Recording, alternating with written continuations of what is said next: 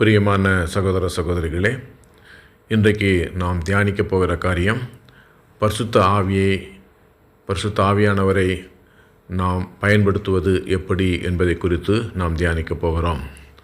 2 ராஜாக்களின் புத்தகம் 4ஆம் அதிகாரம், நான் 2வது வசனத்திலிருந்து நான் வாசிக்கிறேன், கேளுங்கள். அதாவது, தீர்க்கதரிசி புத்திரர்கள் ஒருவன் மனைவியாய் இருந்த ஒரு ஸ்திரீ எலிசாவை பார்த்து, உமது அடியானாகி என் புருஷன் இறந்து போனான், உமது அடியாள் கர்த்தருக்கு பயந்து நடந்தாள் என்பதை அறிவீர். கடன் கொடுத்தவன் இப்போது என் 2 குமாரையும் தனக்கு அடிமையாக்கி கொள்ள வந்தான் என்றாள். எலிசா அவளை நோக்கி, நான் உனக்கு என்ன செய்ய வேண்டும்? வீட்டில் உனக்கு என்னிடத்தில் என்ன இருக்கிறது சொல் என்றான். அதற்கு அவள், ஒரு குடம் எண்ணெய் அல்லாமல் உமது அடியாளுடைய வீட்டில் வேறொன்றும் இல்லை என்றாள். அப்பொழுது அவன், நீ போய் உன்னுடைய அயல் வீட்டுக்காரர் எல்லாரிடத்திலும் அநேக வெறும்பாத்திரங்களை கேட்டு வாங்கி உள்ளே போய் உன் பிள்ளைகளுடன் உள்ளே நின்று கதவை பூட்டி அந்த பாத்திரங்கள் எல்லாவற்றிலும் வார்த்து நிறைந்ததை ஒரு பக்கத்தில் வை என்றான். அவள் அவ்விடத்திலிருந்து போய் தன் பிள்ளைகளுடன் கதவை பூட்டி கொண்டு இவர்கள் பாத்திரங்களை அவர்களிடத்தில் கொடுக்க அவள் அவைகளில் வார்த்தாள். அந்த பாத்திரங்கள் நிறைந்த பின் அவள் தன் மகன் ஒருவனை நோக்கி, இன்னும் ஒரு பாத்திரம் கொண்டு வா என்றாள். அதற்கு அவன், வேறு பாத்திரம் இல்லை என்றான். அப்பொழுது எண்ணெய் நின்று போயிற்று. அவள் போய் தேவனுடைய மனுஷனுக்கு அதை அறிவித்தாள்.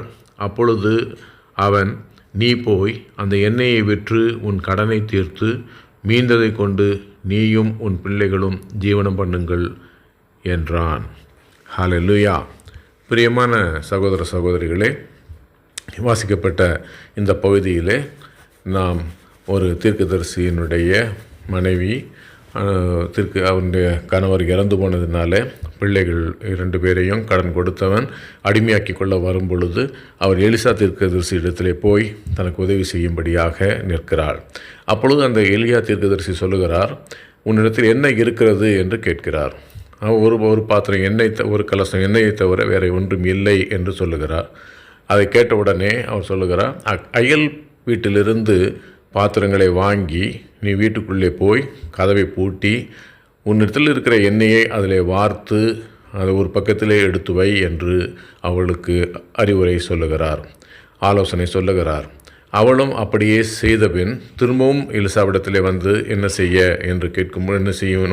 வேண்டும் என்று கேட்கும் பொழுது எலிசா சொல்லுகிறார், அதை விற்று உன் கடனை தீர்த்து மீந்ததை கொண்டு ஜீவனம் பண்ணு என்று சொல்லுகிறான். பிரியமான சகோதர சகோதரிகளே, கர்த்தர் நம்மோடு கூட இந்த வேளையிலே பேச விரும்புகிறார். அதாவது, மத்தேயு எழுதின புத்தகம், மத்தேயு நற்செய்தி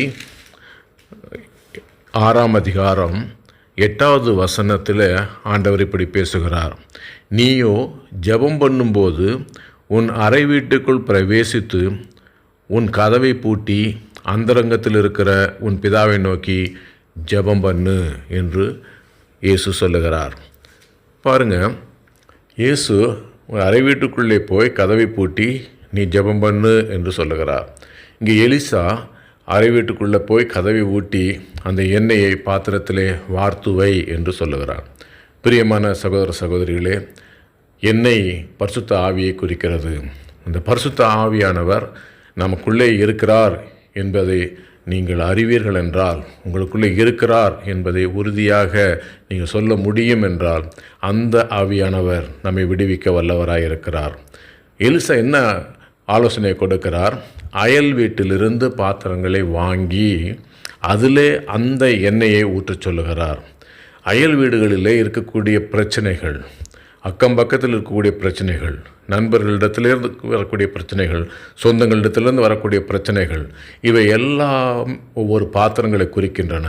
அந்த பாத்திரங்களை வாங்கி அவைகளிலே பரிசுத்த ஆவியில் நிரம்பி அவைகளுக்காக ஜெபிக்கும்படியாக கர்த்தர் இந்த நாளிலே விரும்புகிறார்.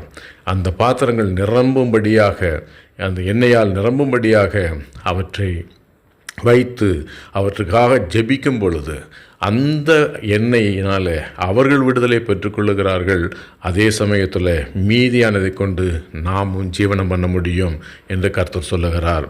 அதாவது அந்த எண்ணெயை விற்று என்று சொல்லும் பொழுது இது நாம் செய்யக்கூடிய அந்த ஊழியம், ஜெப ஊழியம், அது விலையேற பெற்ற ஊழியமாக இருக்கிறது. கர்த்தர் அந்த எண்ணெய்களை பெற்றுக்கொள்ளுகிறவராக இருக்கிறார். அந்த நிரம்பி வழிகிற எண்ணெயை, அதாவது ஜெபத்தினாலே நீங்கள் நிரப்புகிற அந்த ஒவ்வொரு பாத்திரத்தையும் பெற்றுக்கொள்ளுகிற ஒரு ஒரு வியாபாரியாக கர்த்தர் நமக்கு முன்னே வருகிறார். அவர் அந்த ஜெபங்களை எல்லாவற்றையும் பெற்றுக்கொண்டு கடனை அடைக்கத்தக்கதான எல்லா வழிவாசல்களையும் திறந்து கொண்டிருக்கிறார். எனவே பிரியமானவர்களே, நீங்கள் அரை கதவை பூட்டிக்கொண்டு ஜெபம் பண்ணு என்று கர்த்தர் சொல்லும்போது அதனுடைய உண்மையான வெளிப்பாடு என்ன என்று கேட்டால், கதவை பூட்டிக்கொண்டு ஆவியிலே நிறைந்து மற்றவர்களுக்காக ஜெபிக்க வேண்டும், மற்றவர்களுடைய பிரச்சனைகளுக்காக ஜெபிக்க வேண்டும். உங்களிடத்தில் ஜெபித்து கொள்ளுங்கள் என்று கேட்கிற ஒவ்வொருவருக்காகவும் நீங்கள் ஜெபிக்க மீதியான அந்த எண்ணெய், உங்களிடத்தில் இருக்கக்கூடிய மீதியாக இருக்கக்கூடிய அந்த எண்ணெய் நிச்சயமாய் உங்களை வாழ வைக்கும் என்று கர்த்தர் இந்த நாளிலே நம்மோட கூட பேசுகிறார். எனவே பிரியமானவர்களே, இந்த நாள் முதல் நாம் முற்றிலுமாக மற்றவர்களுடைய காரியங்களுக்காக ஜெபிக்கிறதுக்கு ஒப்பு கொடுப்போம். யோபுவிடத்தில் கர்த்தர் அதைத்தான் சொன்னார். நீ உன்னுடைய நண்பர்களுக்காக ஜெபம் பண்ணு என்று சொன்னார். அவன் அப்படி ஜெபிக்கும் பொழுது கர்த்தர் அவனுடைய சிறையிருப்பை மாற்றினார். எனவே பிரியமானவர்களே, இந்த நாளிலிருந்து நாமும் கற்றுக்கொள்வோம். நம்முடைய நண்பர்கள், நம்முடைய சுற்றங்கள், நமக்கு தெரிந்தவர்கள், ஏன் நமக்கு எதிரிகளாக இருந்தாலும் கூட அவர்களுடைய பிரச்சனையை எடுத்து நாம் கர்த்தருடைய பாதத்திலே ஆவியிலே நிறைந்து ஜெபிப்போமானால் கர்த்தர் நம்முடைய சார்பில் நின்று நம்முடைய கடன்கள், நம்முடைய பாரங்கள், நம்முடைய பிரச்சனைகள் எல்லாவற்றுக்கும் ஒரு முடிவை உண்டு பண்ணுவார். எனவே பிரியமானவர்களே, இந்த நாள் முதல் நாம் ஜெபிக்க ஆரம்பிப்போம், ஜெயத்தை பெற்றுக்கொள்வோம். ஆமென்.